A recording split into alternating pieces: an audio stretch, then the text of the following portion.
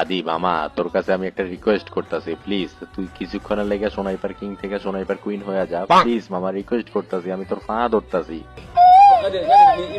এরে ফকিন্নির পোলা, এরে তুই কারে কি কইলি? আমি সোনাইপার কিং, তুই আমার সোনাইপার কুইন বানাই দিবি মানে তোর সমস্যা কি? তোর প্রবলেম কোন জায়গায়? এরে তোর কি সমস্যা? মামা প্লিজ, আমি তোর পা ধরতাছি, প্লিজ মামা। আমি আমার দুইটা ফ্রেন্ডের লগে বাজি ধরছি, ওগুলো বলছি যে আমার জান আছে, এখন যদি জান দেখাইতে না পারে আমারে ওরা অনেক চেতাইব, প্লিজ মামা, আমি তোর পা ধরতাছি রে। এরে কাঙ্গালি, তুই কারে কি কইলি? এই হেলিকপ্টারের বাচ্চা ফকিন্নির পোলা, তুই আমার কুইন বানাবি মানে? প্লিজ মামা, রিকোয়েস্ট করতাছি। আচ্ছা যা, মাইনা নিলাম, আর নামটা চেঞ্জ করে লইস।